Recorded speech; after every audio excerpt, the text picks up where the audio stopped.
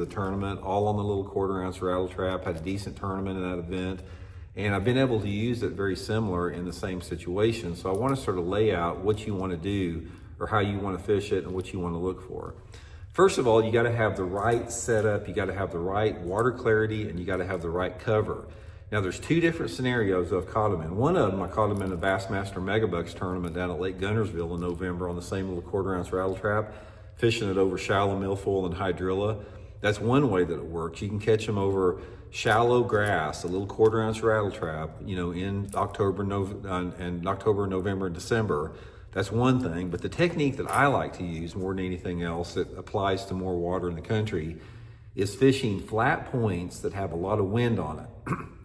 And you have to have the right water visibility. You have to have water visibility between 1 to 2 feet. Anywhere between, say, 12 to 20 inches is perfect with that. You need to have a hard wind coming in on the rocky bank, and even the flatter points are better. In any type of a flat rocky point, say for example, if your boat is in, maybe 5 to 10 foot of water and you're a cast away from the point, sorry, if you make just an average length cast to the point, your boat's in 5 to 10 feet of water, that type of a flat slope, and just sort of slow roll it. Just throw it out there and just sort of, just crank it sort of with a medium retrieve, maybe pump it a little bit like that.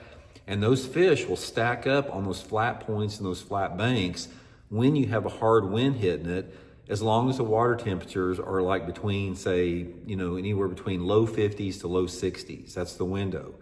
So that's what you have to have. Water visibility 1 to 2 feet, water temperature low 50s to low 60s. Got to have some wind coming in on it. It helps if these areas are positioned in creek arms. There seems like there's a lot more fish in those particular areas. And most of the time, guys, I'll throw it on 12-pound test, Seaguar Vizex fluorocarbon line, some type of a 7-foot medium action rod. And the 1/4 ounce is the key. Rattle traps come in a lot of different sizes, 1/2 ounce, 3/4, but this little 1/4 ounce is the one that you want. And I've experimented with different colors too, and by far any type of a gold is the best color for that.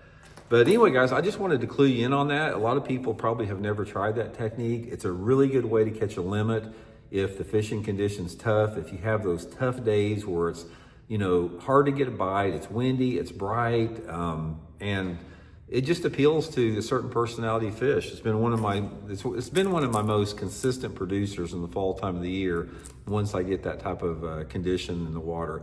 And another thing, guys, one other thing that I'll tell you about this little 1/4 ounce rattle trap is if you have water temperatures again in the mid 50s to mid 60s and you have floating boat docks, try taking this little 1/4 ounce rattle trap